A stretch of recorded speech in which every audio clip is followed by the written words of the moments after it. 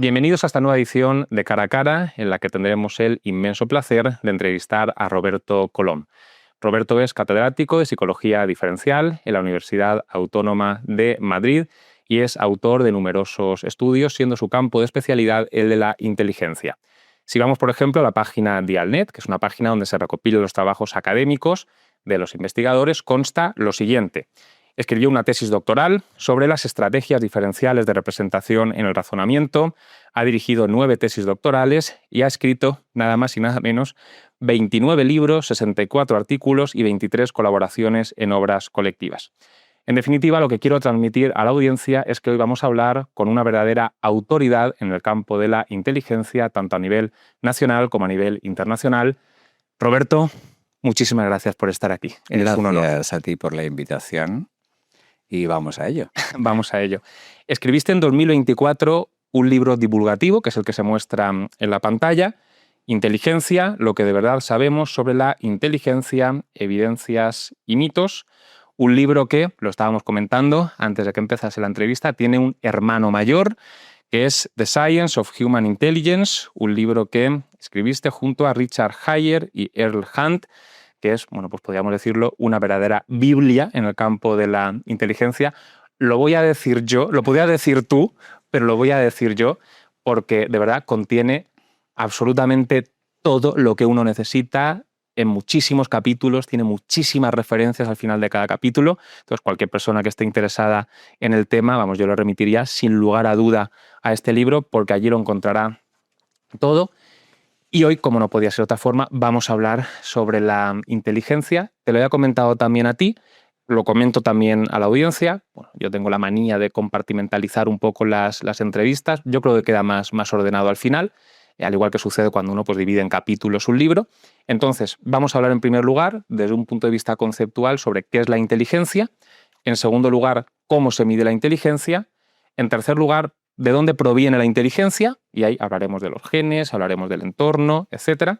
Y, en cuarto lugar, qué repercusión tiene la inteligencia pues, en la vida cotidiana. Entonces, si te parece, comenzamos con el primer bloque. Yo ya me voy callando, que es el de qué es la inteligencia. Sé que has contestado a esta pregunta en innumerables ocasiones, pero bueno, es ineludible que una entrevista sobre la inteligencia comience con esta pregunta. Entonces, ¿qué es la inteligencia? Es un buen modo de comenzar una entrevista de esta naturaleza, Álvaro, porque cuando tú preguntas a los psicólogos, cuéntame, ¿qué es eso de la inteligencia? Lo que yo escucho habitualmente me hace casi llorar. Sí. Sí, porque ocurre con frecuencia que gente que no está formada al respecto, aunque tenga el título de psicólogo, ofrece definiciones completamente bizarras sobre qué es la inteligencia. Entonces está bien que comencemos por ahí. Y ya que me das la oportunidad de hacerlo, vamos a definirlo de un modo formal, tal y como lo hacen los científicos que trabajan en este campo rigurosamente desde hace décadas. ¿Y qué es la inteligencia? Pues la inteligencia no es ni tu capacidad para expresarte verbalmente, ni para orientarte en un entorno desconocido, ni para simplemente razonar sobre un contenido conocido o desconocido, sino que la inteligencia lo que hace es coordinar ese tipo de aptitudes o capacidades intelectuales de modo que oriente a la acción y que esa acción sea lo más eficiente posible. Te pongo un ejemplo. Tú puedes hablar, puedes memorizar, puedes razonar, puedes percibir, puedes atender, puedes orientarte, pero todo ese tipo de aptitudes específicas que tienen que ver con nuestra evolución en realidad, deben ser coordinadas, orquestadas e integradas de un cierto modo. Bien, la aptitud o la supercapacidad para entendernos que se encarga de esa coordinación, de poner en orden mi capacidad para expresarme verbalmente, para entender el lenguaje, para orientarme, memorizar, razonar, etc., eso es el intelecto. O sea, es una capacidad integradora de las numerosas aptitudes intelectuales o mentales que podemos identificar a través de la investigación científica. Por esa razón, el famoso cociente intelectual representa de manera numérica esa capacidad de integración, una batería de evaluación, luego hablaremos de eso con detalle, pero una batería de evaluación de las que utilizamos en psicología incluye un montón de retos intelectuales muy heterogéneos, muy variados, porque lo que finalmente buscamos es destilar la capacidad general que tiene el individuo para poder integrar y, como digo, orquestar ese tipo de aptitudes más específicas. No importa que tú hables Lo que importa para la evaluación de la capacidad intelectual es con qué sofisticación utilizas tu capacidad para comunicarte con los demás. Has utilizado una palabra específica que conecta con un poco la imagen que yo me formaba en la cabeza para tratar de entender esto. Te lo traslado a ver si es correcto. Has utilizado la palabra orquestar. Entonces, a mí me venía a la mente el símil de los músicos y la orquesta, siendo los músicos las capacidades mentales concretas que pueden existir, y siendo el director de orquesta, digamos, quien las organiza y quien las coordina para que funcionen de forma eficiente. No sé si es trasladable este símil, si lo refleja. Sí, es una metáfora perfecta para poder ayudar a la audiencia a que entienda la diferencia que hay entre el concepto de inteligencia, tal y como se estudia en psicología científica, y ese tipo de aptitudes más específicas que podemos utilizar para diferentes actividades que supongan un reto cognitivo e intelectual.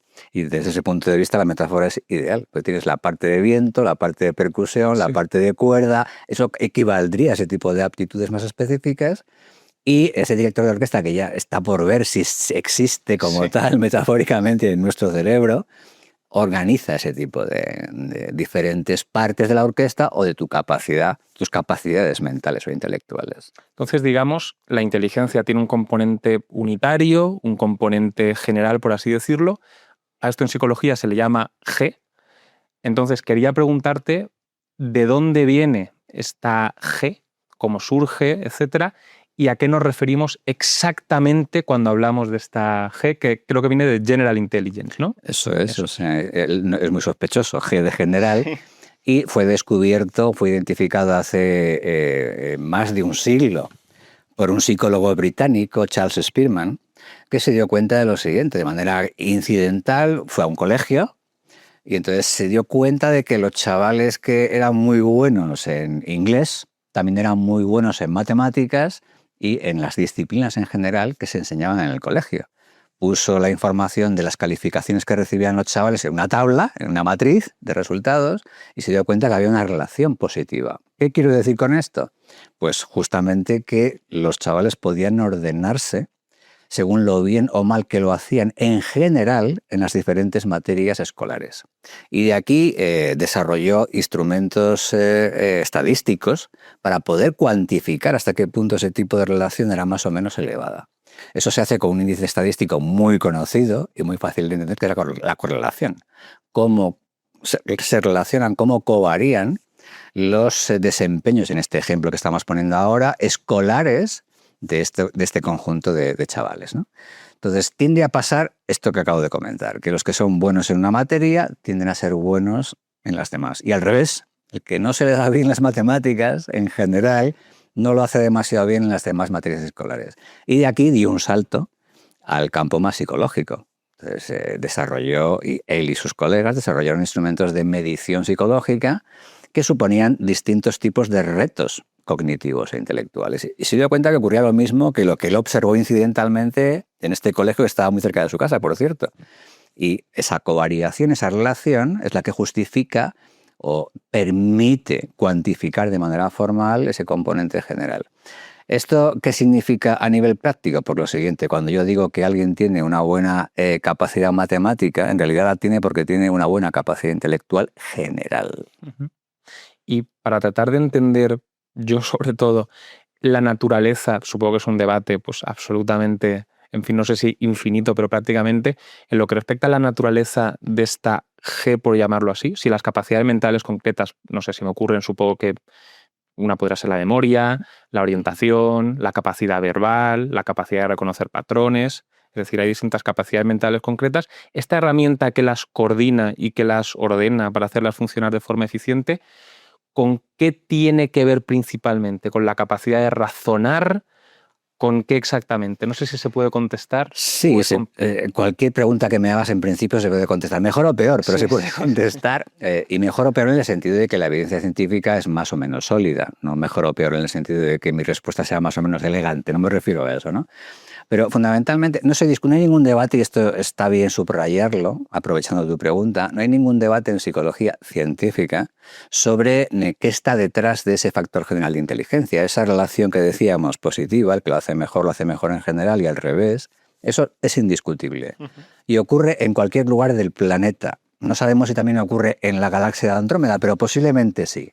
De hecho, también se ha demostrado que ocurre en animales no humanos, quiero decir, ¿no? O sea, tú pones a simios, a primates, a hacer un montón de tareas diferentes que supongan algún tipo de reclamo cognitivo y también se produce esa covariación positiva.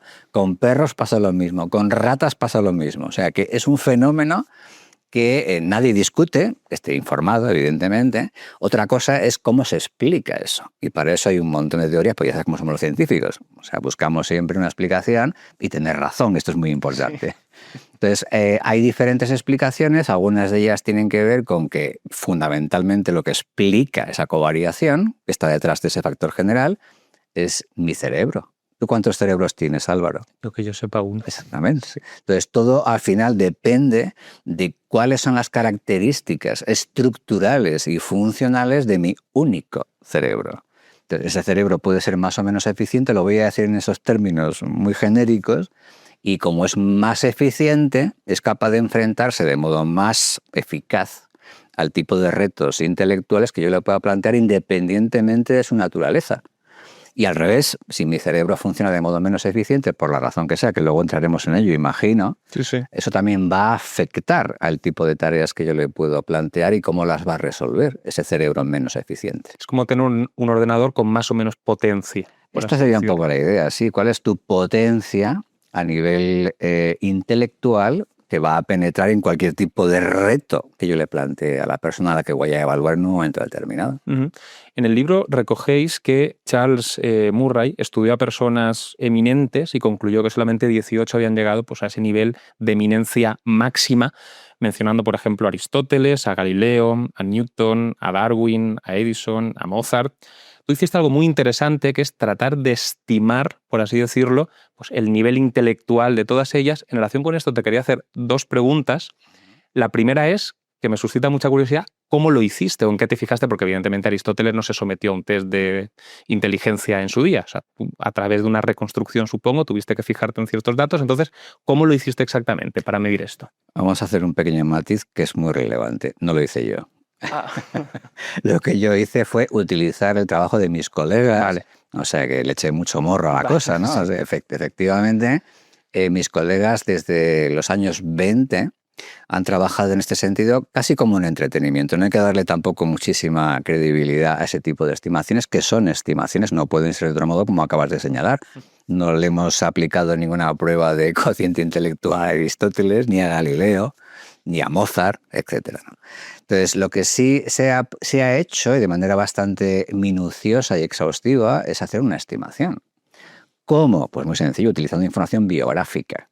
O sea, tú puedes rescatar información sobre cualquiera de estos personajes eminentes en la historia de la humanidad, y lo que hicieron colegas de mi gremio, por ejemplo, Lewis Terman y sus colaboradores, ya como te digo, por los años 20, 30, fue ordenar toda esa información partiendo por defecto de un cociente intelectual de 100, que es la media poblacional, como sabemos, ¿no? Entonces, a partir de esa media poblacional de 100, ellos lo que hicieron fue añadir puntos de CI, de cociente intelectual, según signos, por ejemplo, de precocidad intelectual que fueran recogidos en su biografía. Y a partir de ahí, en ese primer periodo, esa precocidad en la época de la infancia y adolescencia, se fue completando con los logros que objetivamente podían documentarse y que podían ser sintomáticos razonablemente de una mayor competencia intelectual. Y esta primera pregunta conecta con la segunda. Soy consciente de que dentro de las personas muy inteligentes, si lo expones, digamos que no hay un patrón único, es decir, no hay un perfil único, sino que se detectan muchas diferencias entre las personas muy inteligentes. Pero sí que te quería preguntar si a la hora de rastrear en las biografías, en las formas de comportarse, de conducirse en la vida de estas personas tan eminentes, se detecta un patrón común en cuanto a la forma de razonar, en cuanto a la forma de pensar, alguna anomalía con respecto a pues, los seres, en fin, como yo, normales.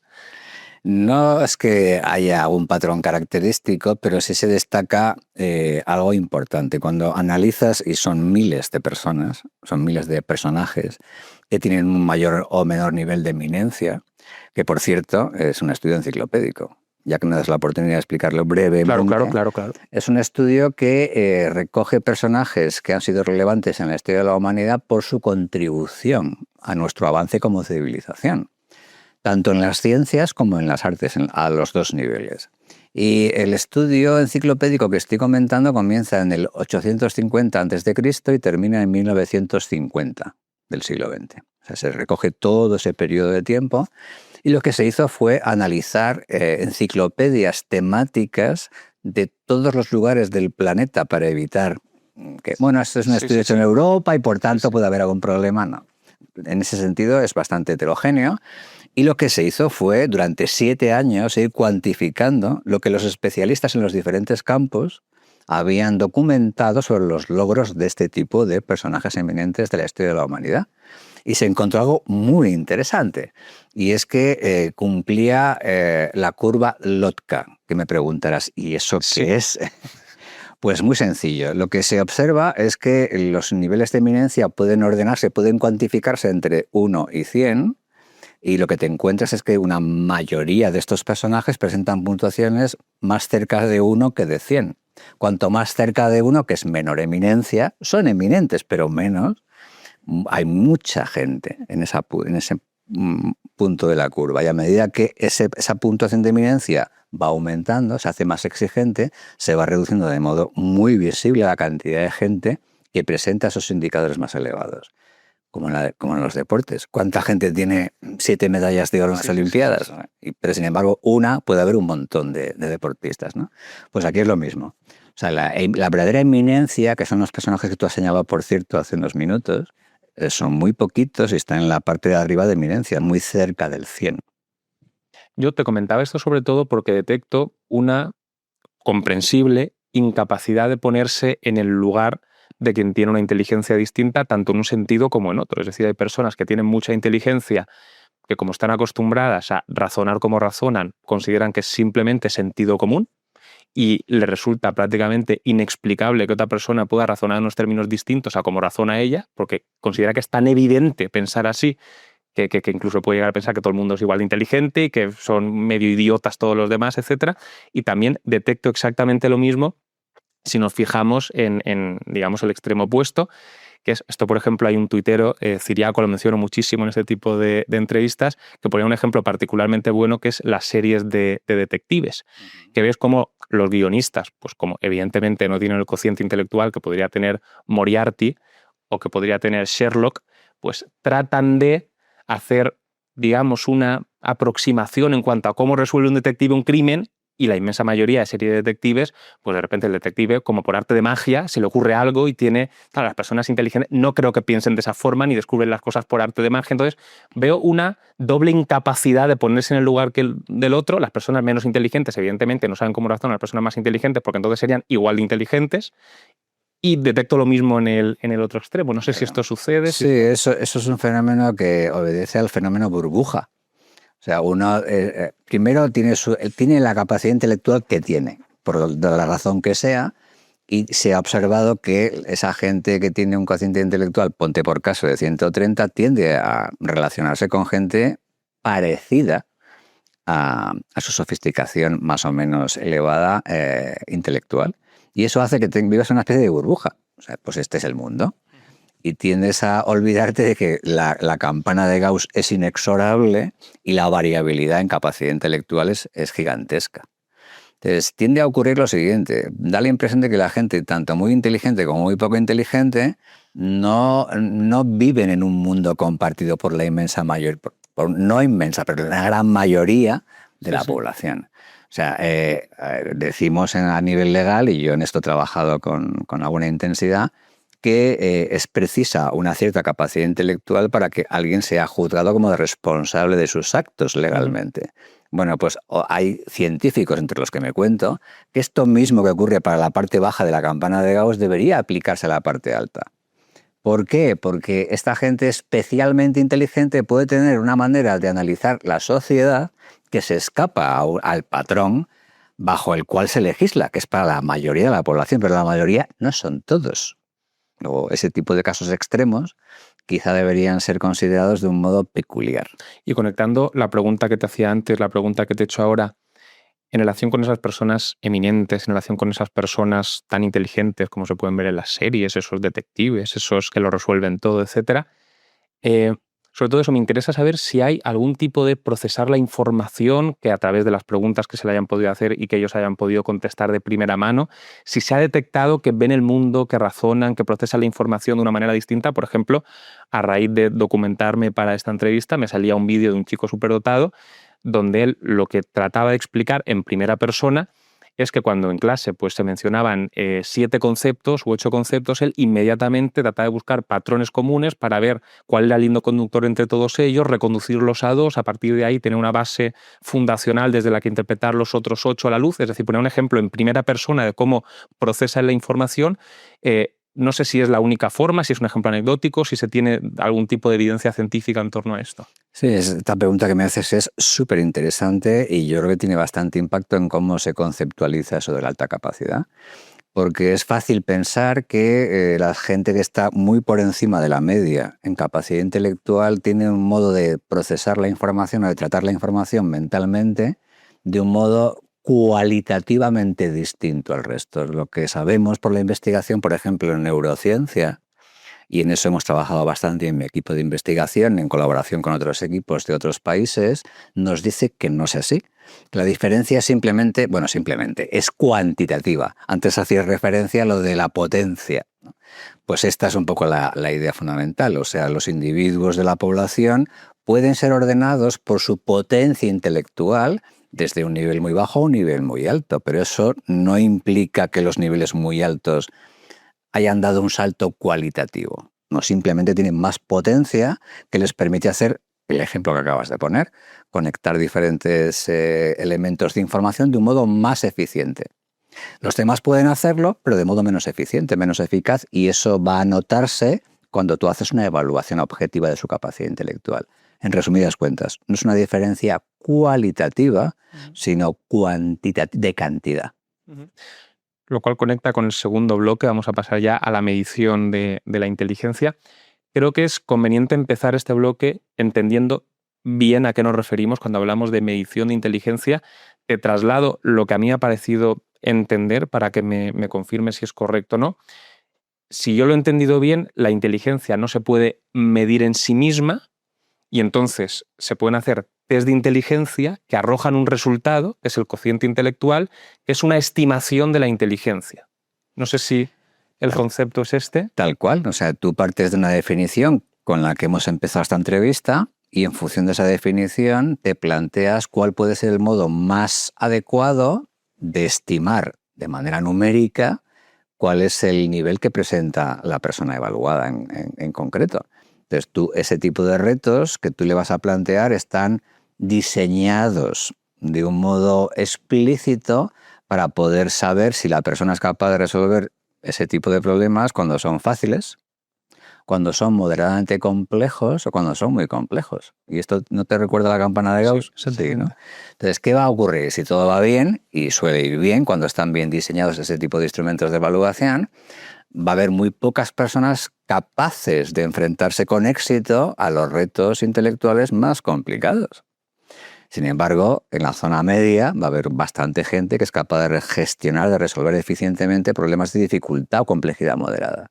Esta es un poco la idea con la que se diseñan ese tipo de instrumentos y a partir de aquí tú puedes hacer una estimación de cuál es su potencia intelectual para poder entender su comportamiento. Recuerda que esto de la medición de la inteligencia, o conviene subrayarlo, es instrumental en realidad. ¿Yo para qué evalúo la capacidad intelectual? Porque quiero entender qué ocurre en la vida cotidiana de la gente.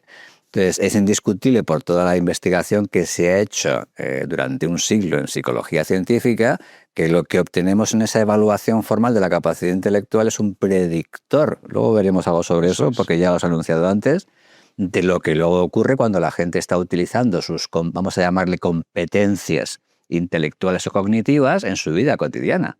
Si yo digo que esta persona presenta una capacidad intelectual de 125, voy a hacer un pronóstico diferente sobre su vida cotidiana que si esa evaluación me dice que su capacidad intelectual es de 90. Esta diferencia se va a reflejar, o debería reflejarse si la evaluación es correcta, está estimando adecuadamente su capacidad intelectual en cómo se enfrenta a retos de diferente complejidad cognitiva o intelectual en su vida cotidiana. Por ejemplo, a la hora de aprender en el colegio. Por ejemplo, a la hora de desempeñar una ocupación de mayor o menor complejidad cognitiva o intelectual. Y esto está muy estudiado y demuestra que esa evaluación que hacemos con instrumentos de medición psicológica predicen bastante bien qué ocurre luego en la vida cotidiana. Y esta es la clave del asunto. En relación con esto, escribías en el libro, los ejercicios elegidos capturan señales esenciales sobre cómo se servirán los individuos de sus capacidades mentales en el mundo real al salir del gimnasio, que supone enfrentarse a ese test. Con lo cual, claro, o sea, no es que a uno se le dé bien hacer pasatiempos, entendiendo el reconocimiento de patrones como un pasatiempos, sino que se diseñan de un determinado modo para medir habilidades que luego tienen su correspondencia con la forma de conducirse en el mundo. Tal cual lo ha con ese objetivo. Lo ha resumido de manera perfecta. O sea que en realidad el tipo de pruebas que los psicólogos hemos diseñado para estimar esa capacidad intelectual está al servicio de recoger algo relevante sobre la vida cotidiana de la gente, si no, no tendría ningún sentido. Claro. Voy a hacerte una serie de preguntas en relación con este tipo de mediciones. La primera que te quería hacer es, bueno, ¿con qué intención se diseñan estos tests? Que ya lo hemos contestado, es decir, es un instrumento para luego poder predecir cosas, en fin, útiles, por así decirlo, no es pasar el tiempo para ver pues, quién tiene la tiro más larga, por decirlo así en términos un poco coloquiales, sino que tiene, digamos, luego su utilidad y su repercusión en el mundo. Entonces, sabiendo esto, que la intención es esta, ¿qué es exactamente lo que se tiene en mente a la hora de diseñar este tipo de test? Es decir, ¿qué es lo que se busca medir? ¿Qué es lo que se busca poner a prueba con ese tipo de preguntas? Porque se diseñan de forma deliberada teniendo en mente cuál es el objetivo que se quiere lograr. Pues es muy sencillo, la sofisticación intelectual del evaluado.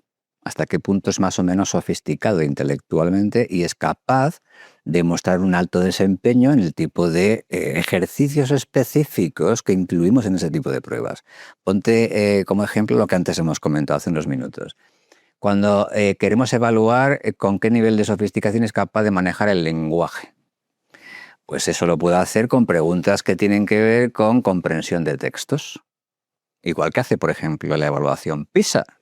Comprensión de textos que pueden ser más o menos sofisticados. Puede ser un texto sencillo, que no haya que inferir nada a partir de lo que se lee, o que lo que está escrito y debe leer el evaluado requiera hacer algún tipo de inferencia porque la información que necesita para responder no está explícita en el texto. Tiene que extraerlo de ahí y encontrar una solución óptima a la pregunta que le estamos haciendo. O sea, que lo que buscamos es justamente esa sofisticación. Y quiero aprovechar la oportunidad que me ofrece tu pregunta para lo siguiente. A veces nos critican, a veces gratuitamente, pensamos, ¿no?, a los psicólogos por el tipo de pruebas que al verlas superficialmente uno puede pensar, ¿y esto realmente está recogiendo cuál es mi capacidad intelectual?, ¿no? Porque superficialmente no lo parece. Y el ejemplo que yo suelo poner para que la gente entienda que es engañoso fijarse en ese tipo de características superficiales del tipo de pruebas que usamos los psicólogos es si yo te pregunto, si te pongo ahí diferentes tipos de licores o de bebidas alcohólicas y te digo, a ver, dime, ¿cuál de ellos es más potente para tener un impacto en tu organismo y hacerte caer en un estado de embriaguez rápido, ¿no? Pues evidentemente los colores de ese tipo de licores, incluso el olor o el sabor y tal, no te va a dar una pista exacta de por qué ese tipo de líquidos tiene un impacto distinto en tu organismo. ¿Qué es lo que explica esa diferencia entre los licores?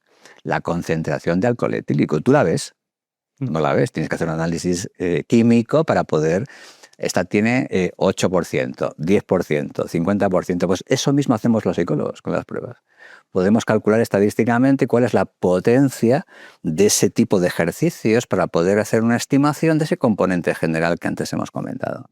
Y entiendo, por tanto, que la abstracción, que por eso puede parecer superficial a simple vista, es deliberada, en la medida en que lo que se trata es de aislar la inteligencia, porque si tienes preguntas sobre conocimientos de historia, sobre conocimientos culturales, eso no es inteligencia en sentido estricto. Una persona puede tener mucha memoria, capaz de ser, en fin, capaz de recopilar todos esos datos, y eso si añades otras capacidades, pero bueno, en sí mismo no denota denota inteligencia, entonces entiendo que el objetivo es aislar con la máxima abstracción posible esa inteligencia general. Claro, pero el conocimiento que tenemos los humanos, Álvaro, no es el conocimiento que tiene una máquina o un ordenador. Son cosas diferentes.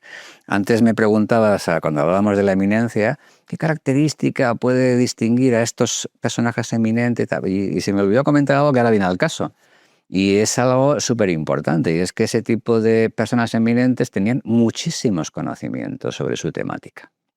O sea, la gente que trabajaba en física o en química tenían un montón de conocimientos, pero la clave no es tener un montón de conocimientos, sino que esos conocimientos seas capaz de gestionarlos de un modo que te lleve a algo que no estaba explícito en ese conjunto de información. Entonces esta es la clave del asunto, no tener mucha información, que solo tiene una máquina mucho mejor que yo, con toda seguridad, sino de alguna manera ser capaz de integrar toda esa información para llegar a algo que no estaba en ese conjunto de información. O sea, eso es muy importante, ¿no?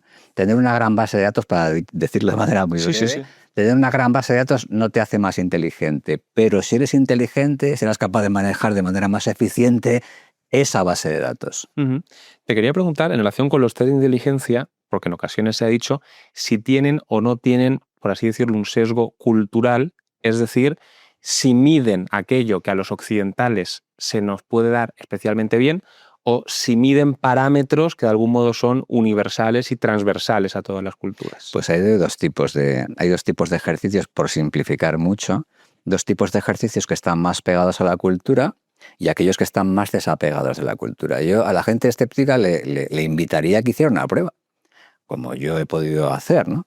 Cogerse una prueba que yo le diga como científico, esta prueba está libre de cultura, y que la intente administrar a alguien de una aldea remota de Uganda, y verá que funciona.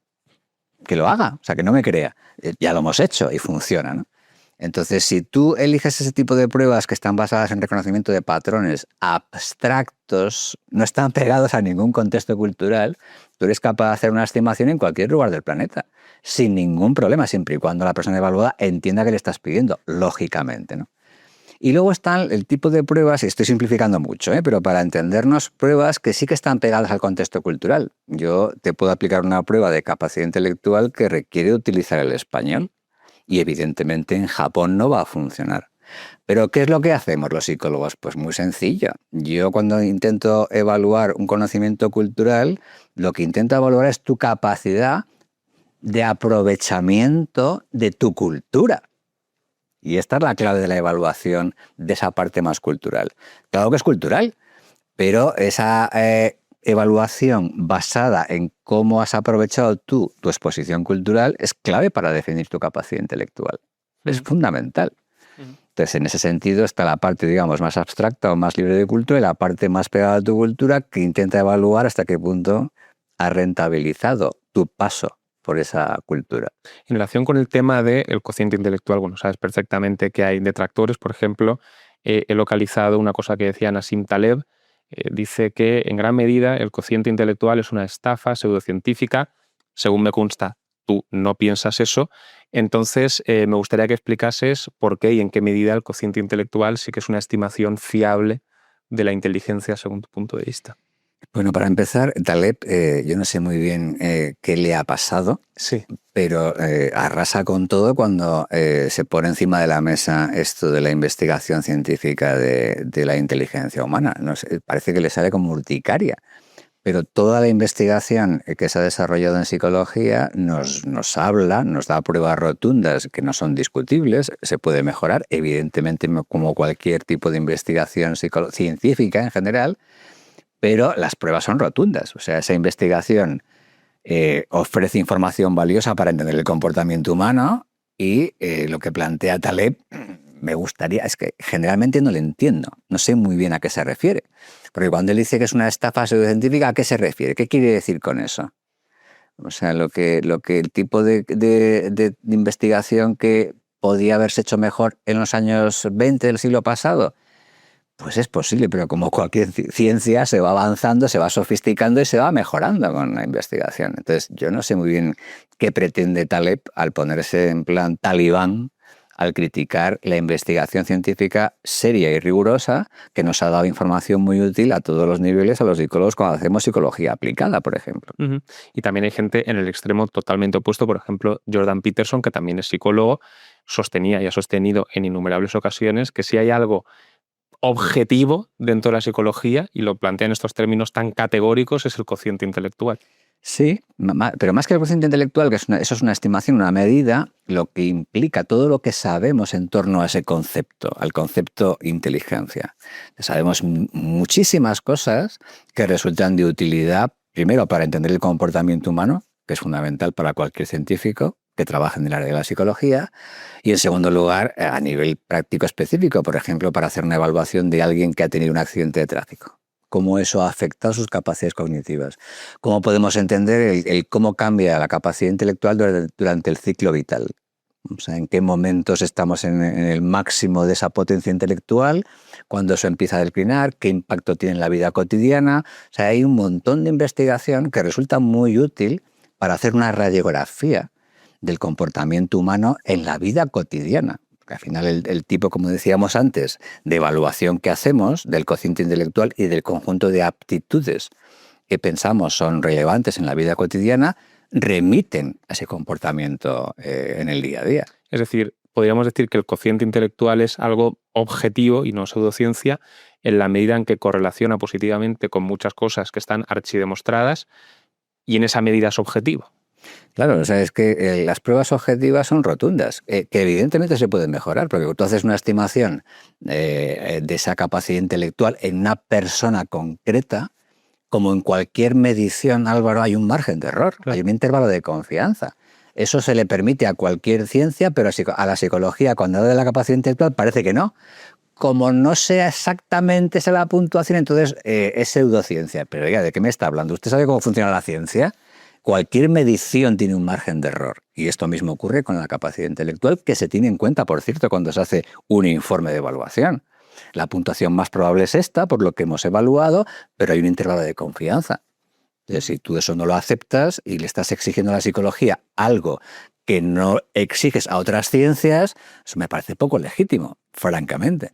Para terminar este bloque, te voy a hacer una última pregunta, digamos, para quien no esté familiarizado con estos test de inteligencia, con la intención de que tratases de resumir, como persona pues, que habrá diseñado, que habrá participado en el diseño de test de inteligencia, no tanto desde un punto de vista teórico, que yo creo que ya hemos abordado las cuestiones más esenciales, sino bajándolo más a la práctica, con qué se podría encontrar una persona que va a hacer un test de inteligencia.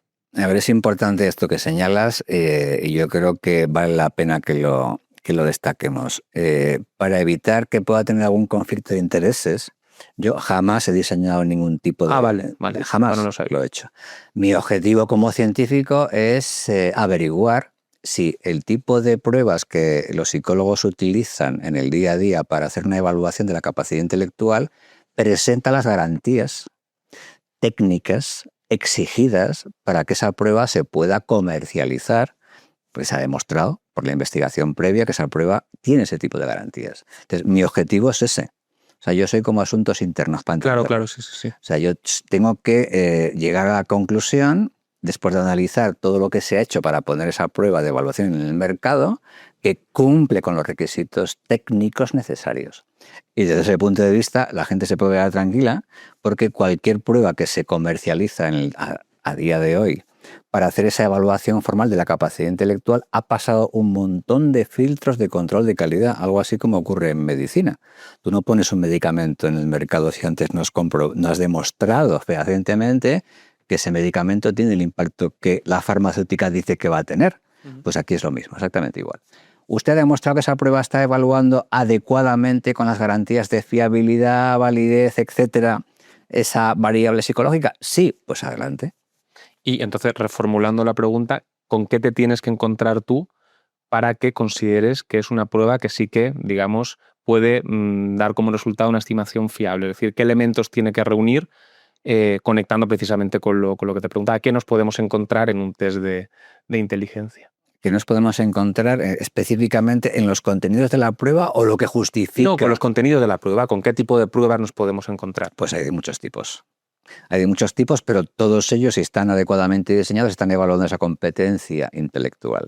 Pero pueden ser de carácter más abstracto, pueden ser de carácter más basados en el lenguaje, pueden ser más basados en la gestión numérica, en la memorización, en la capacidad de percepción, de atención, etcétera. O sea, pues, lo suyo es que tengas un montón de retos, algo parecido a un décathlon. Eso es. La idea es un poco parecida, ¿no? Y si ponemos a alguien a correr 100 metros, y corre mucho, pero luego levantando pesas, ¿cómo lo hace? O sea, tienes que tener en consideración diferentes palos para poder decir la capacidad atlética general de esta persona es la siguiente, teniendo en cuenta un montón de retos a los que le hemos sometido. En el caso de las pruebas de evaluación de capacidad intelectual ocurre algo parecido. Ahora bien, si tú dices, no, pero eso es muy largo y yo necesito hacer una evaluación óptima en 15 minutos, se puede hacer también, porque los psicólogos sabemos qué tipo de pruebas son más adecuadas para hacer una estimación eficiente, y por eficiente quiero decir en poco tiempo, de la capacidad intelectual más probable del evaluado. Y fundamentalmente tiene que ver, que antes lo ha señalado de manera tímida, pero ahora conviene rescatarlo, la capacidad de razonar. El razonamiento es clave. Y si tiene un componente abstracto, mejor que mejor. ¿A qué nos referimos con componente abstracto? Pues a que no esté vinculado a elementos específicos de información. O sea, por ejemplo, reconocimiento de patrones. En las típicas pruebas de matrices y de relación de figuras que no están vinculadas a ningún contexto que hayan tenido que ser aprendidos en el proceso de socialización habitual de cualquier persona. Uh-huh. Vamos a pasar al tercer bloque, que es el bloque donde vamos a estudiar de dónde proviene la inteligencia. Entonces, según sostienes, la inteligencia de una persona puede estar influida por su entorno, pero lo más determinante es la genética que se hereda. No sé si muy resumidamente sería tu tesis. Sí, bueno, es un resumen un poco... demasiado resumen. Demasiado asertivo, vamos a decirlo así, ¿no? Porque el tema es un poquito más enrevesado, es fácil de entender, pero es un poquito más enrevesado, porque lo que hemos hecho en psicología científica es hacernos la siguiente pregunta.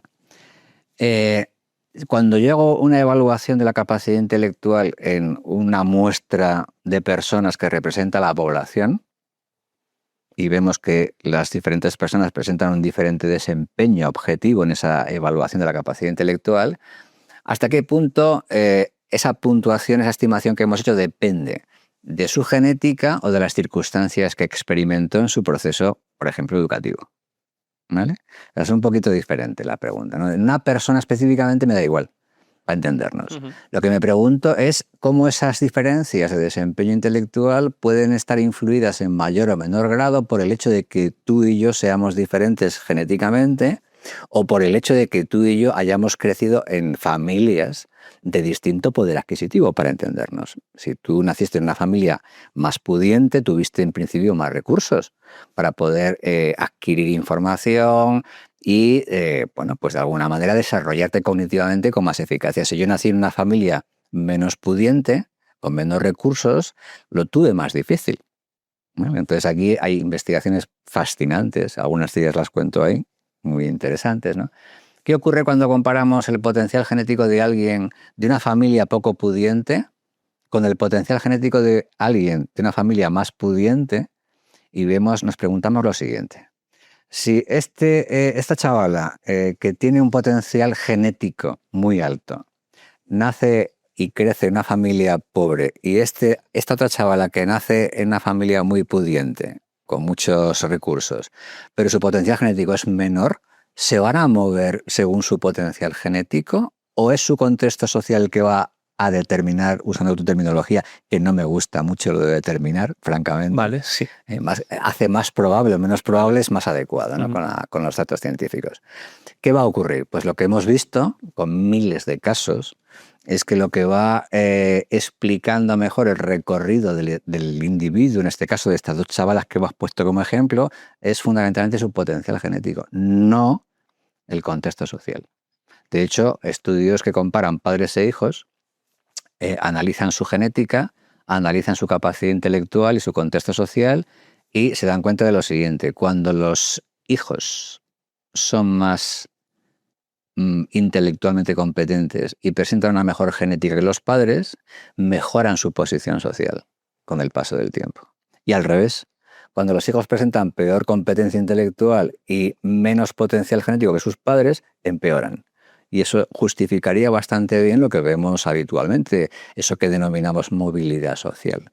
Tiene bastante que ver con características propias de los individuos y menos de lo que pensábamos con características de carácter más sociológico. Claro, hombre, esto tiene un componente políticamente incorrecto, podríamos decirlo, en la medida, no sé si políticamente incorrecto es la mejor forma de expresarlo, pero sí un componente, como por así decirlo, incómodo, porque la cultura que se nos ha vendido, la cultura del esfuerzo, donde si uno quiere, puede, y esto, según entiendo, lo que viene a sostener es que, bueno, evidentemente, si uno se esfuerza todo lo posible, pues va a poder maximizar su potencial, pues todo lo posible, pero claro, solamente con esfuerzo no se llega porque también hay un componente que viene hecho de serie, que es determinante. Para empezar, el esfuerzo. Claro. Claro. Es decir, no, el esfuerzo depende de mi voluntad. Ya, pero ¿de qué depende eso? O sea, mi nivel de esfuerzo, vamos a decirlo de manera un poco técnica, pero Sí. para luego lo explicaremos, ¿no? Es una variable dependiente. Es el resultado de algo. Que yo me esfuerce más o menos depende de algo. ¿De qué depende que yo me esfuerce más? De que me empeñe en llegar a un objetivo y tal. Ya, pero ¿de qué depende que me empeñe en llegar a ese objetivo? Claro. O sea, lo que se ha visto es que lo que tú llamas esfuerzo o el tema de la voluntad también tiene un fuerte componente genética. O sea, por ejemplo, alguien que practica mucho un instrumento musical, ponte por caso, de que depende de que algunos practiquen más y otros practiquen menos. Eso se ha investigado también. Entonces, en diseños además con gemelos muy interesantes, ¿no? Y se ha visto justamente que, por ejemplo, la cantidad de práctica tiene mucho menos que ver en explicar lo bueno o malo que es tocando un instrumento un individuo que su genética. ¿Qué tiene que ver el esfuerzo con la inquietud que está ligada a la inteligencia? Claro, es que al final pensamos que tu capacidad intelectual y tu nivel de esfuerzo son variables distintas o que van por libre, y no es cierto. Recuerda lo que te pregunté antes, que es una pregunta trampa, y me respondiste. ¿Cuántos cerebros tienes? Claro. Sí, Uno, sí. ¿no? Sí, que yo sepa, sí. Claro. Entonces, tu capacidad intelectual y tu nivel de esfuerzo, ¿de dónde provienen al final? De ahí, de ese órgano, ¿no? O sea, mi nivel de esfuerzo no viene de que mis riñones... No. Dependen de que yo de manera voluntariosa decida invertir 1000 horas en practicar algo o en aprender algo. Entonces, corrígeme, y si utilizo la terminología equivocada, dímelo, del mismo modo que cuando uno tiene padres altos, pues hay una probabilidad más alta de que esa persona termine siendo alta también, y es una cosa que empíricamente uno puede comprobar. Sucede lo mismo cuando uno tiene padres inteligentes, que es más probable que termine siendo también una persona inteligente. Claro, pero fíjate, antes hablabas de políticamente incorrecto, correcto, que son terminologías que a mí se me escapan, francamente, como científico se me escapan bastante, ¿no? Pero fíjate que si... Me refería sobre todo, perdón, a duro de asimilar. O sea, para una determinada persona que piense que simplemente con constancia, con esfuerzo, etcétera, puede llegar, pues, no sé, a realizar los estudios que hacía Newton, pues puede ser frustrante, o incluso no hace falta irse a ejemplos tan extremos. Dentro de una misma clase, pues se ve como hay personas que tratan de llegar y de llegar y de llegar al nivel que tiene una persona que saca todo 10 y por horas que le echan, pues es que no terminan sacando ellos esas notas. Más que políticamente correcto o incorrecto, que no es una terminología adecuada, duro de asimilar para quien quizás tiene una inteligencia inferior respecto de otra. Depende de cuál sea el criterio de éxito que te plantees. Claro, también. Claro, o sea, hay que decir, porque a lo mejor el criterio de éxito en mi caso, no es llegar a aproximarme al ideal de Newton o un personaje de este tipo. Entonces, quizá el problema viene por ahí, de expectativas sociales que hemos alimentado, según la cual si tú no llegas a un nivel X, entonces debes considerarte un desgraciado socialmente, ¿no? Un paria. ¿Pero por qué? O sea, ¿qué sentido tiene eso? Entonces, aprovechando el ejemplo que pones de la estatura, en el caso de la capacidad intelectual es que hemos visto que ocurre algo parecido. O sea, cuando tú tienes unos padres, que no elegiste, por cierto, tienes unos padres que en promedio miden 1,90, hay una probabilidad de que sus hijos giren en torno a ese valor, pero en torno a ese valor. Algunos estadísticamente serán más altos que ellos, pero otros serán más bajos. Y eso es lo que hace, eso se denomina regresión a la media. Claro. Entonces, ese tipo de mecanismos de barajado genético son muchísimo más democráticos que muchos sistemas sociales. Ojo, Entonces, de hecho, una de las consecuencias más interesantes, a mi juicio, de la investigación en genética del comportamiento, que es muy extensa, va justamente en la dirección de llegar a la siguiente conclusión. Cuanto más influida genéticamente esté una característica humana, más seguro puedo estar de que estoy inmerso en un sistema social igualitario. Claro, en el sentido de que si las condiciones sociales no están produciendo diferencias a nivel psicológico, ¿de dónde provienen las diferencias que estamos evaluando? De la genética, sí o sí, de características propias de los individuos. ¿Podría decirse que el cociente intelectual es, por así decirlo, de algún modo una potencialidad? Volviendo al tema de la estatura. Pues por mucho que no tenga unos padres altos, y yo lo he vivido pues, con la generación de mis abuelos o mis bisabuelos, claro, si estás muerto de hambre toda tu infancia, pues terminas midiendo 1,65 o 1,70, en la medida en que a lo mejor cuando naciste, pues genéticamente estaría diciendo una barbaridad en términos científicos, había un umbral de que tú llegases a medir de 1,70 m, 1,90 m, y si no te nutres, pues te quedarás en el suelo de ese umbral que, digamos, a priori tú tenías. No sé si con la inteligencia sucede lo mismo, es decir, una persona, pues hijo de padres inteligentes, a lo mejor tiene un umbral, por así decirlo, de 120 a 130. Y si no está en un entorno adecuado, pues puede que se quede en el 120, y si está en un entorno adecuado, donde se le estimula adecuadamente, puede llegar al techo de ese umbral. Claro, es interesante. La naturaleza es sabia, Álvaro. Entonces, la naturaleza, por lo que sabemos y hemos aprendido en la investigación científica, ha diseñado, y cuando hablo en esos términos es metafórico, ha diseñado un proceso de desarrollo que es resistente a las inclemencias del entorno. ¿Qué queremos decir con esto? Queremos decir que no hace falta que tengamos un ambiente superestimulante para desarrollar nuestro potencial intelectual. Basta con elementos básicos en el contexto. No hace falta que tengas una sobreestimulación. Y al revés, un ambiente especialmente empobrecido tiene que ser muy, muy empobrecido y muy persistente en el tiempo para que impida que se desarrolle mi potencial. Dicho de otro modo, no hace falta que vivamos en un restaurante gourmet, nos basta con un restaurante de batalla para que nuestra potencialidad se pueda manifestar. Y esto es bueno en un sentido natural, ¿no? O sea, que no hace falta que tengamos un montón de estimulación en el entorno. Con una muy básica, nuestro potencial va a seguir el desarrollo que está previsto en nuestra partitura genética. Entonces, conectando esto con la inteligencia, para que un niño alcance su máximo potencial, no hace falta ponerle a recitar, yo qué sé, versos desde que tiene 8 años, ni que se ponga a leer a Dostoyevsky, sino simplemente con una educación normal, como cualquier otro niño, en la medida en que no haya elementos que sí que puedan perturbar, porque se maltrate física o psíquicamente, o que esté en unas condiciones de absoluta desnutrición, etc. Vivir dentro de un entorno funcional, por resumirlo, es suficiente para, digamos, permitirle llegar a ese umbral máximo. Es más que suficiente. Y si él necesita más, te lo va a pedir. Claro. Lo que tienen que hacer unos educadores, en este caso podrían ser unos padres, es ser sensibles a ese tipo de señales que te envía el chaval. A veces pensamos que son los padres los que socializan a los niños y con frecuencia es al revés. O sea, el chaval o la chavala te va pidiendo cosas de manera espontánea porque surge de ellos ese interés. Entonces los padres tienen que ser sensibles a eso.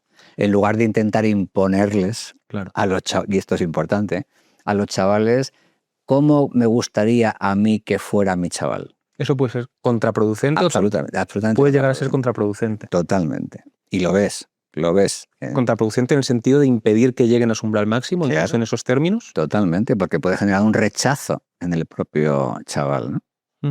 Quería hacerte una última pregunta en relación con este bloque, que es que me parecen interesantísimos, que muestran en este campo los estudios que se han conducido, pues sobre todo con adopciones y con gemelos. Eso es brutal, es muy, muy interesante porque tenemos datos, Álvaro, de millones de gemelos.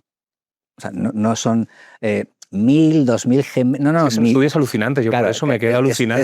Y esto la gente no lo sabe, lo cuento ahí porque está bien que la gente lo sepa, ¿no? Pero con millones de gemelos de todo el planeta, además. O sea, no es una cuestión, no, esto se hizo en Wisconsin, no. Entonces, esa información es muy rotunda porque te demuestra fehacientemente que hay una fuerte base genética para la capacidad intelectual, de manera indiscutible. Si tú comparas gemelos idénticos y gemelos fraternos, ves claramente que la diferencia de similitud intelectual entre ellos corresponde perfectamente con su diferencia genética, que en el caso de los gemelos idénticos es 100%, Y en el caso de los fraternos, son hermanos cualesquiera, pero de la misma edad. Aunque se hayan criado en entornos distintos, claro. Es que eso también es muy interesante. O sea, lo que se observa es que la similitud entre gemelos hayan sido criados o por separado apenas cambia. Y esto es crucial, porque me está diciendo que hay una fuerte componente genética para entender por qué somos como somos intelectualmente. No solo intelectualmente, pero no vamos a entrar en eso porque sería más complicarnos un poquito en la entrevista, pero somos como somos fundamentalmente por esa potencialidad genética. Y ese tipo de diseños de gemelos son bastante consistentes con esta conclusión.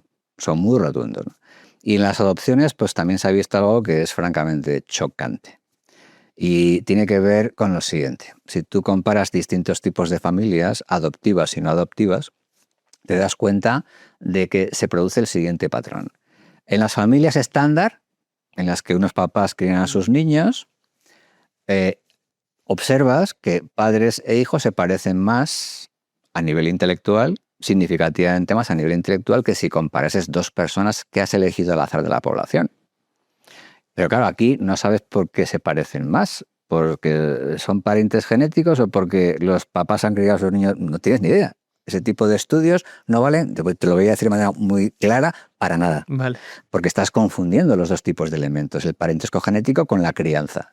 Entonces, ¿qué tienes que hacer? Y aquí viene el diseño de la adopción. Pues con bloquear el parentesco genético o bloquear la crianza. ¿Y cómo lo haces? Pues es fácil de decir. Da mucho trabajo, pero consiste en lo siguiente: comparar familias adoptivas en las que los papás y los hijos no son parientes, genéticamente hablando, pero han compartido crianza. O sea, los papás han criado a sus niños, pero has bloqueado el parentesco genético. Ya no hay genética de por medio. Y luego puedes comparar a papás que han dado a sus hijos en adopción nada más nacer. ¿Qué has bloqueado ahí? La crianza. Pero el parentesco genético es igual que en familias estándar. ¿Ves un poco la comparativa? Sí, claro. ¿No? Entonces, ¿qué se ve? Pues que lo que explica semejanza entre padres e hijos no es la crianza, sino es el parentesco genético. Es una prueba muy rotunda del escaso impacto a largo plazo que tiene ese contexto más social. Te hago una última pregunta y ahora sí cerramos el bloque, porque lo has apuntado antes y me interesa que lo expliques a los demás y a mí también, evidentemente, que es el tema de la regresión a la media. ¿A qué nos referimos exactamente cuando estamos hablando de esto? Pues que las puntuaciones extremas en capacidad intelectual tienden a regresar al punto medio. Las que son, o sea, cuanto más extrema sea la puntuación, vemos que la descendencia de esas personas que tienen puntuaciones extremas tienden a regresar hacia el punto medio. Esa es la idea. Lo cual se puede dar en los extremos. Claro, y eso pasa en estatura y pasa en capacidad intelectual. O sea que a veces hacemos una distinción, no sé muy bien por qué razón, entre características físicas y psicológicas, denotando un cierto dualismo. O sea, parece que de cuello para arriba es una cosa y de cuello para abajo es otra. Pues no, somos biología fundamentalmente. Entonces, este fenómeno ocurre en estatura y ocurre en capacidad intelectual. En los dos sentidos, es decir, padres muy inteligentes pueden tener un hijo que sea menos inteligente pero sobre la media, y padres menos inteligentes pueden tener un hijo que despunte precisamente porque vuelve también a la media, incluso puede rebasarla. Eso es. Vamos a el último bloque, que es la repercusión de la inteligencia en lo que es el día a día.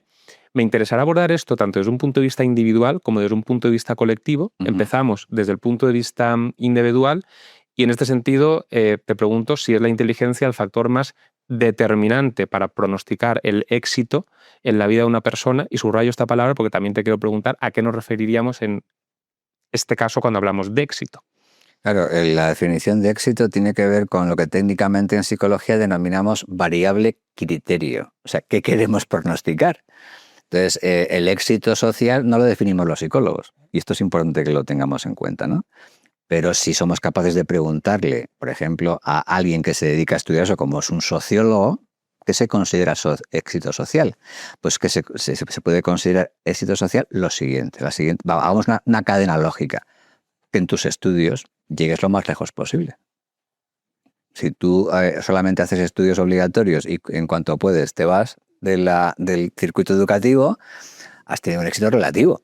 No has llegado al mayor nivel de formación, que tiene efectos positivos, como ya sabemos, ¿no? Primera posibilidad. Segunda posibilidad, ¿qué tipo de ocupación desempeñas? ¿Es una ocupación de poco exigente intelectualmente y, por tanto, que te revierte pocos ingresos y eso hace que tu calidad de vida no sea tan alta como la que podrías, o tan buena como la que podría ser con más ingresos y un tipo de ocupación más dulce. O sea, ese tipo de criterios, repito, no los ponemos nosotros. Sí. Pero si tú colocas ese tipo de variables que estamos comentando y lo calificas de éxito social y te preguntas, ¿y eso tiene algo que ver con la capacidad intelectual? Respuesta rotunda, sí y bastante. De hecho, cuando la capacidad intelectual compite con otro tipo de variables que puedes utilizar para hacer ese pronóstico de éxito social, la capacidad intelectual gana y por goleada. ¿De qué otro tipo de variables estaríamos hablando? Por ejemplo, ¿cómo es tu personalidad? Por ejemplo, ¿cuál es tu origen social? Por ejemplo. Es decir, ese tipo de variables que se han considerado con frecuencia como potencialmente relevantes para poder entender tu mayor o menor éxito en la vida, definido de esta manera que hemos comentado. O sea, que tengas un perfil de personalidad X que te pueda hacer la vida más fácil o más cordial, no predice este éxito social. Puede predecir que tengas más relaciones sociales, pero ya está. O que tu origen social haya sido en una familia con muy pocos recursos. Si tú eres una persona competente por designio divino o por naturaleza, eso te va a poner las cosas más fáciles para escalar en ese nivel de éxito social. Hay una serie de características que, bueno, empíricamente a lo largo de mi vida he comprobado que veo presentes en personas inteligentes. Entonces, te quería preguntar para, digamos, comprobar si esto tiene un respaldo científico o si simplemente es la casualidad de que yo me haya topado con estas personas que son así. Quería preguntarte si la inteligencia está ligada al control de impulsos y a la visión a largo plazo, sobre todo cuando esto implica un sacrificio en el presente. Claro, una característica fundamental definitiva de la capacidad intelectual es la planificación. La planificación es un término que se incluye en la definición formal de capacidad intelectual que se usa en la psicología científica. Esa planificación que implica tener en cuenta un montón de variables potencialmente relevantes, no a corto plazo, sino a largo plazo. A eso se le denomina demora del refuerzo técnicamente. Entonces, esa demora del refuerzo tiene que ver con el autocontrol al que tú mencionas ahora. Y el autocontrol sí que está vinculado a esa capacidad intelectual. De hecho, en estudios longitudinales, que son fascinantes, y hay unos cuantos en psicología, se ve claramente esa conexión entre capacidad intelectual y autocontrol desde el principio de la vida. Longitudinalmente puedes seguir a niños a medida que van creciendo y vas viendo cómo están interrelacionados esa capacidad de autocontrol y la inteligencia de esos niños. Y esta segunda cuestión quizás es mucho más específica. ¿La inteligencia está ligada a la cooperación social y con otros? Es decir, esto es hiper específico, no sé si existen estudios en este sentido. Por ejemplo, el test del prisionero se resuelve de forma distinta en función de la inteligencia que uno tenga. Eso lo han estudiado hasta los economistas. O sea, es que esto es interesante porque esto que hacemos los psicólogos de estudiar formalmente la capacidad intelectual con frecuencia interesa más fuera de la psicología que dentro. Y esto es muy chocante, ¿no? Entonces, ¿te suena? Déjame que haga un pequeño rodeo. ¿Te suena esto de que se está publicando últimamente de que las generaciones más recientes en el mundo son menos inteligentes que las previas? Sí, lo del efecto Flynn que ya sí, no... Es curioso porque ahí la gente acepta ese mensaje. Claro, los jóvenes son menos inteligentes que la generación previa. Lo aceptan sin problema y no se preguntan, oye, ¿y cómo ha medido usted esa capacidad intelectual? Ahí no hay problema, no hay escepticismo, ¿no? Es curioso, se acepta críticamente. Cuando los científicos sabemos que, ojo, eso tiene bastante que ver con cómo se ha medido en diferentes generaciones. Pero eso no lo quiere oír nadie. Aquí se acepta críticamente, ¿no? Entonces es importante que tengamos en cuenta el cómo se hace esa evaluación de la capacidad intelectual y la credibilidad que se le da no tiene que ver con cómo me suena a mí el mensaje de mejor o de peor, sino de sus cuestiones más técnicas o más duras, ¿no? Entonces esto es bastante relevante, que tengamos en consideración este tipo de evaluación. ¿Y cómo se ha resuelto esto? Bueno, el test del prisionero lo trato de resumir, si me equivoco, corrígeme. Básicamente plantea un escenario hipotético en el que puedes o colaborar o no colaborar con el otro prisionero al que han cazado. Si los dos no colaboráis, es decir, si ninguno de los dos delatáis al otro, los dos os libráis, dado que no hay pruebas. Si los dos os incrimináis entre vosotros, pues os coméis una condena menor, porque digamos que de algún modo la responsabilidad se diluye. Y si uno delata al otro y el otro no lo hace, pues el que ha delatado al otro se va de rositas y el que ha sido delatado pues se come toda la condena. Entonces tú no sabes lo que hace la otra persona y sin saber lo que hace la otra persona tienes que decidir si incriminarle o si no incriminarle. Claro, esto tiene mucho que ver con la cooperación social y con la confianza que tienes en la persona que puede estar en la otra sala. Sí, los economistas, que es lo que estábamos comentando antes de este pequeño rodeo, Sí. Han demostrado empíricamente, haciendo sus cálculos sobre ese tipo de cooperación social y tal, que efectivamente la capacidad intelectual, no en general, sino tal y como la evaluamos los psicólogos de modo formal, es un predictor del bienestar de los países basado en diferentes parámetros, entre otros esa cooperación. Hay indicadores como el que tú señalas específicamente con el ejemplo del dilema del prisionero, van en esa dirección. O sea, hay una propensión a mejorar la colaboración y la cooperación a nivel de países, por ejemplo, que es lo que han hecho estos economistas, ¿no? Claro, si sostenemos que la inteligencia predice con cierta fiabilidad cómo se va a conducir una persona en la vida, ha señalado en alguna ocasión, que a mí me encanta la forma de explicarlo, que la vida es un test de inteligencia a largo plazo. Me parece una forma brillante de sintetizarlo. Esto que se nos suele decir en tantas ocasiones cuando se nos habla de estos genios frustrados o que de algún modo la inteligencia precisamente conduce a lo contrario, al fracaso social, al aislamiento, a la incapacidad de relacionarse con los demás, esto está demostrado que no es así. Es absurdo. O sea, es que no sé muy bien de dónde viene ese tipo de concepciones. Y me recuerda a Taleb, al que mencionabas antes. O sea, toda la investigación que conocemos, y es mucha, que hay en psicología, te dice justo lo contrario. O sea, las personas que presentan esa mayor capacidad intelectual, en general, hay excepciones, evidentemente, claro. Sí. Pero en general tienen la vida más fácil. Yo creo que eso tiene una doble explicación, y aquí sí que me lanzo a la piscina, endógena y exógena. Yo creo que hay gente que cree que tiene más inteligencia de la que verdaderamente tiene y quizás fracasa y, para no echarse las culpas a sí mismo, pone su exceso de inteligencia de excusa, como soy tan inteligente que, en fin, no me comprende nadie, y entonces, pues, en fin, es lo que hay, o sea, es inevitable. Y luego exógena, que yo creo que tiene cierta relación con la envidia, en el sentido de si tan bien le va a las personas inteligentes, que por lo menos se lleven esa y que fracasen socialmente y te sientes un poco reconfortado porque no lo tiene todo, ya le falta un poco. Claro, eso es muy interesante, Álvaro. Pero fíjate, me permite tu comentario, que es, como digo, francamente pertinente, me permite hacer una apreciación que yo creo que estaría bien que dejáramos clara en esta entrevista. Y es que tú seas más inteligente que yo no es mérito tuyo. O que yo sea menos inteligente que tú no es culpa mía. Es decir, nadie es culpable o inocente de la capacidad intelectual que tiene la gente. O sea, igual que tú eres culpable de que tu estatura sea menor que la de Gasol, pues no. No, pues aquí pasa algo parecido. O sea, no tiene ningún mérito que alguien tenga un CI de 150. Es que lo tiene. Y yo no tengo culpa de tener un CI de 95. O sea, no es cuestión de quién tiene responsabilidad o no, o de la envidia. Yo no tengo envidia de Gasol, porque es que es absurdo. Yo me gustaría ser más tan alto como él, porque es fantástico y tal, ¿no? Pero no, ¿qué sentido tiene que tenga envidia de eso? Sí. O sea, en todo caso me perjudica a mí, ¿no? No es completamente irracional. Claro, entonces, en mi capacidad intelectual, dentro del rango, como decíamos antes, del margen de error, cualquier estimación, es la que es, y no tengo mérito ni culpa. Y esto es importante, que nos quitemos esa idea de que, bueno, la capacidad intelectual pues depende de lo que me he esforzado en mi vida y tal. Es que no es así, ¿no? Entonces hay ejemplos que no vale la pena que saquemos a colación porque son tristes, ¿no? De cómo a veces cuando le exigimos a un chaval o una chavala que cumpla expectativas que no puede satisfacer, llegamos a un punto de bastante crueldad para con ese chaval. ¿Tiene eso sentido? No, yo creo que no. Es incluso cruel. Exacto.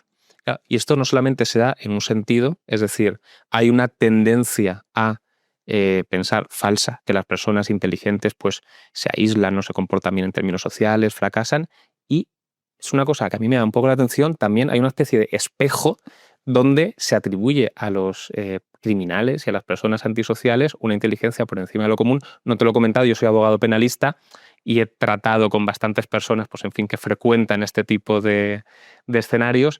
Hice mis prácticas cuando terminé el grado, han pasado ya unos cuantos años en la prisión, y hombre, con todos mis respetos, lo que pude comprobar de primera mano es que las personas que estaban allí si por algo se caracterizaba no era precisamente por su inteligencia.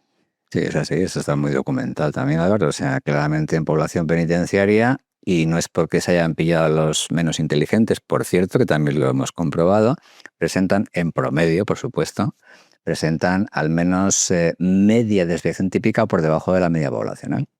Incluso los psicópatas, que sí que se venden también. Incluso los psicópatas. Pasa que los psicópatas, o sea, Aníbal Lecter no representa a los psicópatas de ninguna manera. Claro. O sea que, pero claro, son casos, ese tipo de excepciones, Álvaro, son las que llaman la atención y los que al final acaban siendo objeto de series televisivas de sumo éxito. Y la gente, no sé por qué, es llamada a engaño con ese tipo de ejemplos. O sea, la ciencia nos dice claramente que la población que comete delitos presenta una menor competencia intelectual y cuando intentas explicar eso a nivel teórico, es que cae por su peso. Cuando alguien tiene menos sofisticación intelectual, ¿cómo gestiona sus conflictos? Peor, de forma más impulsiva. Exacto, o sea, que es que tiene bastante sentido, algo que hemos documentado muchas veces en la investigación psicológica. Y ya pasamos al último bloque ya definitivo de la entrevista, por, digamos, concederles un poco el beneficio de la duda a quienes sostienen lo contrario. Voy a tratar de darle consistencia a ese razonamiento. Podríamos decir, una persona muy inteligente es una persona pues, que puede tener inquietudes o que puede tener unas capacidades cognitivas, que puede tener, en fin, una forma de ver el mundo distinta al común de los mortales y en esa medida, claro, le va a ser difícil encontrar. Es verdad que tiende a haber el efecto burbuja que tú comentabas antes, pero bueno, no siempre es sencillo. A lo mejor una persona muy inteligente no vive en Madrid, vive en un pueblo más pequeño, donde pues por una cuestión puramente estadística no va a poder encontrar un grupo grande de gente con quien verdaderamente pueda dar rienda suelta a su personalidad. Eso va a provocar que tenga cierto aislamiento, porque no va a considerar que sea interesante relacionarse con las personas que tiene delante, etc. Yo lo que contestaría es que si esa persona verdaderamente es inteligente, esa inteligencia también la proyectará sobre su gestión de expectativas y eso le llevará a no pretender hablar con Newton, con su vecina. Y precisamente por eso, como no tendrá esa expectativa, no se frustrará y no será un infeliz. No sé si más o menos compartes el punto de vista. Está resumido perfectamente, pero mira, hagamos una pequeña puntualización porque últimamente hay un debate terrorífico sobre el impacto que tienen las nuevas tecnologías en el desarrollo cognitivo de las personas, ¿no? Y ponéis el ejemplo que me ha encantado de alguien en un pueblo aislado. Bueno, eso a día de hoy ya es muy relativo. Eso es. Sí, es muy relativo. O sea que si la mente tiene esa inquietud y esas ganas de adquirir conocimientos, gestionarlos, ir un poco más allá, lo tienes facilísimo. Claro, sí, es verdad. O sea, ya no se excusa no, es que estoy en un pueblo aislado. De hecho, yo me he encontrado casos así. Te vas a un pueblo de picos de Europa y te encuentras a personajes y dices, oh, Dios mío, qué persona tan cultivada. Sí, sí. Sabe muchísimo más que yo de muchísimas cosas y encima es capaz de razonar a partir de esa información de un modo súper sofisticado. O sea que en ese sentido la tecnología puede tener un punto positivo que vale la pena destacar. Pasamos ya de verdad al último bloque, que es la repercusión de la inteligencia, no tanto a nivel individual, sino a nivel colectivo. Este tema, y vosotros, en este libro no lo tocas, lo tocáis en el hermano mayor que hemos comentado antes, subrayáis que es un tema delicado antes de comenzar.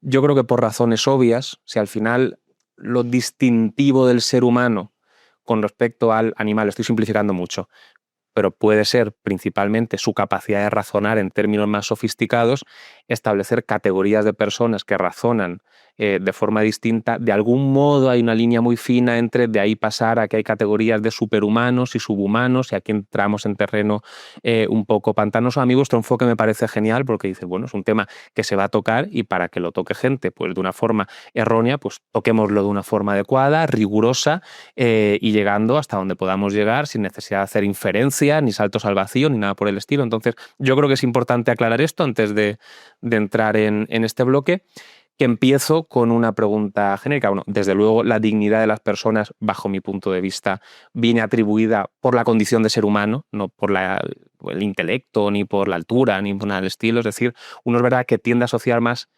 o tiende a construir más su identidad sobre su intelecto que sobre su altura o su peso, pero no siempre, no tiene por qué, en definitiva. O sea, yo creo que por esto vienen los equívocos. Pero bueno, aclarado esto, la primera pregunta que te hago es, claro, si la inteligencia a nivel individual pronostica con cierto éxito, cómo se va a conducir una persona en la vida y lo próspera que va a poder ser su vida. Las naciones son, digamos, algo más complejo, pero no dejan de ser una suma de individuos. Entonces, la suma de individuos de una nación, si tienen un cociente intelectual mayor o menor, también puede pronosticar con cierta fiabilidad si va a ser una nación más próspera o menos próspera. Eso es justamente lo que analizaban los economistas que mencionábamos antes. Hay un economista muy famoso, al menos en Estados Unidos, en Europa quizá menos, es menos conocido, pero Gareth Jones. Gareth Jones ha estudiado con bastante exhaustividad ese tipo de diferencias nacionales y fíjate, para que te hagas una idea, ni siquiera ha utilizado el tipo de pruebas de capacidad intelectual que usamos los psicólogos inicialmente. Lo que ha hecho es utilizar, por ejemplo, PISA. PISA, como tú sabes, es una evaluación internacional de competencias escolarmente relevantes, pero porque se supone que se van a traducir en la vida real. O sea, la evaluación PISA no está pensada para la comparación morbosa entre países. No, está pensada simplemente para ver hasta qué punto los ciudadanos de ese país presentan una mayor o menor sofisticación educativa, lo que arrastra competencias que luego van a ser utilizadas en la vida cotidiana para, por ejemplo, desarrollar con mayor eficacia pues empresas, startups, lo que sea, que va a mejorar el bienestar económico del país y como consecuencia de eso el bienestar social de ese país, ¿no? Entonces, cuando lo ha hecho, como te digo, con, por ejemplo, PISA, ha visto que hay muy poca diferencia entre si usa PISA o usa el tipo de pruebas de capacidad intelectual que se administran en esos diferentes países. Entonces, de hecho, hay una correspondencia que se acerca, para entendernos, Álvaro, con un máximo de 1 a 0,9. ¿Qué está pasando aquí? Pues que está apresando, independientemente de que sea una prueba educativa como PISA o una prueba de capacidad intelectual como la que usamos los psicólogos, está recogiendo algo mucho más de fondo en ambos casos, que es esa competencia cognitiva o intelectual que puede caracterizar a los miembros de un país. Entonces esa puede ser mayor o menor, pero va cambiando. Va cambiando con las generaciones, ese tipo de posición relativa puede cambiar. Entonces tú en un momento determinado puedes tener, para poner un ejemplo, este país tiene una capacidad educativa o intelectual promedio de 90, si eso es ahora, pero sabemos que ha habido cambios. Claro. Eso tiene que ver con el fenómeno de las ganancias generacionales y tal, ¿no? Entonces tú puedes hacer una foto fija ahora, pero esa foto fija es engañosa en realidad, te vale para ahora, pero a nivel generacional ese tipo de rankings pueden ir cambiando. Y de hecho han cambiado, como ya sabemos. En el otro libro, El hermano mayor, lo vuelvo a recordar, The Science of Human Intelligence, sostenéis lo siguiente en relación con el tema de las diferencias entre países en resultados de test de inteligencia. Escribís justo al principio, este capítulo aborda temas delicados, esto ya lo he comentado yo antes. Aunque los datos son relativamente claros, la discusión sobre su interpretación y su significado deriva fácilmente en disputas. Cuando decís que los datos están relativamente claros, ¿a qué datos os estáis refiriendo? Las estimaciones que hay sobre, por ejemplo, el nivel intelectual en este momento en diferentes lugares del planeta. O sea, las evaluaciones que se utilizan son bastante sólidas y lo que reafirma que esa estimación es sólida es esa comparativa con lo que te comentaba que ocurre cuando comparas esa evaluación de la capacidad intelectual con las competencias educativas. Hay una concordancia tan fuerte que esa concordancia te refuerza la conclusión de que esa estimación es fiable y válida. Con lo cual, todos hemos visto estas mediciones globales de cociente intelectual, según continentes, países, etcétera. ¿Son fiables esas mediciones? Sí, pueden ser más o menos resbaladices en algunos casos, cuando la información tiene menos calidad, pero a nivel global, sin entrar en pequeños detalles que pueden ser afectados en algunos países, a nivel global son bastante fiables. Desde la bancada contraria, lo que se suele, yo lo he leído en más de una ocasión, lo que se suele decir, con lo cual conectamos en cierto modo también con lo que decíamos antes sobre la medición de la inteligencia, que los resultados son distintos y en algunos países más bajos, sencillamente porque esos test de inteligencia lo han hecho occidentales, mirándose al ombligo, por así decirlo, y simplemente teniendo en cuenta o valorando aquellas capacidades que son relevantes para sus sociedades, por así decirlo. Y en la medida en que sometes ese tipo de pruebas a una sociedad distinta, pues necesariamente te arroja unos resultados distintos. Claro, pero piensa lo siguiente, perdona que te interrumpa, la verdad que esto es importante. Cuando una prueba se aplica en la India, esa prueba que se aplica en la India ha sido adaptada a ese Claro, contexto. eso es lo que te quería Esto es muy preguntar. importante. Claro, o sea, claro. en Japón, pues en Japón no aplicamos la escala Wechsler para adultos que hemos desarrollado en España. O sea, los psicólogos no somos tan idiotas cuando hacemos una evaluación. Esa prueba, que se utiliza en diferentes lugares del mundo, se ha adaptado a ese correspondiente país. Si no se podría aplicar, se aplica lo mismo que antes. O sea, ¿esa prueba ha pasado el control de calidad para que se pueda utilizar en ese contexto cultural? ¿Sí o no? Y si es que no, no se aplica. Claro, y aplicarlo supone, digamos, sobre todo priorizar el componente más abstracto, podríamos decirlo, es decir, medir esa capacidad de razonamiento que de algún modo mide el G y es más transversal. No, no, O de porque otro modo. también, claro, ten en cuenta lo que comentábamos hace ya unos cuantos minutos. Una cosa es mi capacidad de razonamiento abstracto y otra mi capacidad para gestionar los conocimientos culturalmente relevantes en mi contexto. Entonces, y yo puedo evaluar la capacidad del lenguaje en la India y en España sin ningún problema. Y eso es lo que hace PISA. ¿PISA cómo evalúa comprensión lingüística? Pues en japonés, en hindú o en español. Pero el que sea en cualquiera de estos idiomas es irrelevante. Lo que importa es que el tipo de problemas que yo le planteo para evaluar competencia lingüística con PISA son, como decíamos antes, o fáciles, o moderadamente complicados, o muy difíciles. Y esto mismo es lo que se hace con las pruebas de capacidad intelectual, en la que se consideran conocimientos culturalmente significativos. Te quería hacer una, yo creo que casi última pregunta en relación con este bloque. He escuchado más de una ocasión y me parece muy curioso que en los Estados Unidos, sobre todo en, digamos, lo que tiene que ver con su ejército, bueno, pues han llevado a cabo numerosísimas pruebas, numerosísimos estudios y han concluido que no pueden reclutar a nadie que tenga un cociente intelectual por debajo de 83. Esto lo he leído en algún lugar, incluso Richard Heyer, Richard Heyer, ¿no? Con quien escribiste el libro, en un podcast que he escuchado lo mencionaba también, es decir, ¿esto es así? ¿Con qué finalidad lo hicieron? Bueno, los que más han contribuido a desarrollar pruebas estandarizadas de competencia intelectual o capacidad intelectual han sido justamente los militares estadounidenses, desde los años 20 del siglo pasado. Con el objetivo de saber a quién podían reclutar o no para ser eficientes Y para la guerra. Claro, por O eso. sea, para saber cuáles podrían desempeñar con mayor eficacia los diferentes cargos que supone un ejército. Esto lo han hecho y, de hecho, han tenido equipos técnicos muy sofisticados. Yo he trabajado, por ejemplo, para la OTAN en alguna ocasión y me han contratado para que supervisara desarrollos que pretendían hacer revolucionarios en el ejército para hacer evaluaciones más precisas de la capacidad intelectual que las que se venían haciendo hasta ese momento, que ya eran muy buenas. Y consecuencia, te lo resumo rápidamente, el procedimiento clásico funciona de fábula.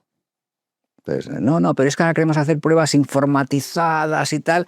Y entonces, la conclusión, después de hacer un análisis de hasta qué punto se mejora con pruebas supuestamente revolucionarias, es que no se mejora nada. Supone una inversión absurdamente elevada para que la ganancia sea muy escasa. Y esta cifra tan precisa del 83 entiendo, porque por debajo de ese umbral adiestrar a alguien es más complicado. No solamente enseñarle cosas que son pertinentes para el tipo de ocupación que va a desempeñar en el ejército, que puede ser muy variada, por cierto, porque el ejército tiene muchos perfiles diferentes, ¿no? Sino que además en su actuación cotidiana va a tener más dificultades para tomar decisiones eficientes. Y eso, en ciertos contextos militares, es bastante arriesgado. Claro.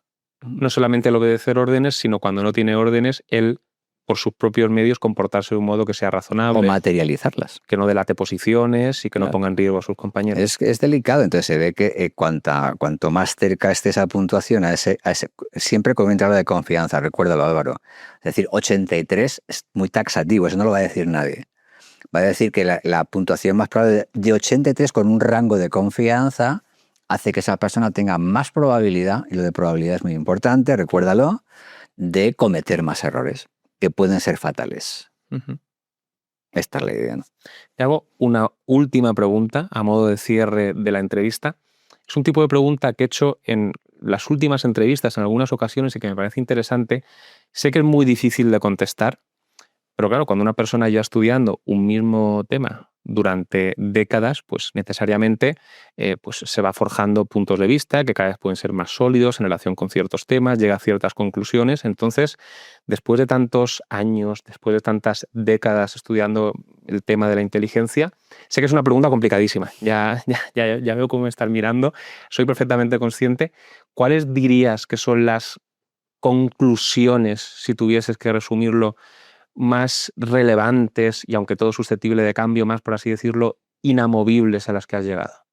En el estudio científico de la inteligencia, pues hay conclusiones bastante rotundas. La primera de ellas es que podemos hacer una evaluación fiable. Podemos fiarnos de esa evaluación siempre y cuando estemos recurriendo a instrumentos validados y el profesional que está haciendo la evaluación tenga la formación adecuada. Porque el instrumento puede ser muy bueno, pero si el profesional que hace la evaluación no tiene la formación adecuada, no va a usarlo correctamente. Un médico que use un termómetro se espera que lo utilice correctamente, ¿no? En un caso de un termómetro es muy fácil, Claro. pero en algo un poquito más sofisticado la formación es muy relevante, ¿no? Cuanto más compleja sea la prueba de evaluación médica, más formación necesita el médico. Pues aquí ocurre lo mismo en psicología, ¿no? En la evaluación de la capacidad intelectual. Luego, en segundo lugar, sabemos que esa capacidad intelectual evaluada de ese modo fiable tiene bastante que ver con cómo es mi cerebro. Tiene características específicas. Los cerebros que tienen características X, que no vamos a entrar en eso, pero está muy, muy documentado, tienen más probabilidad de presentar un buen desempeño intelectual en las pruebas que utilizamos para hacer esa evaluación. También, en tercer lugar, sabemos que tiene bastante que ver con mi genética y, de hecho, hay estudios con millones de personas que ya han identificado marcadores genéticos específicamente vinculados a esas diferencias de capacidad intelectual. Vamos recogiendo esa información, la ponemos en conjunto y podemos calcular una puntuación global de cómo es tu potencial genético y si eso tiene que ver con tu capacidad intelectual tal y como la hemos evaluado formalmente. Y tiene que ver. De hecho, eso es tan potente que ya hay psicólogos coqueteando con la siguiente idea.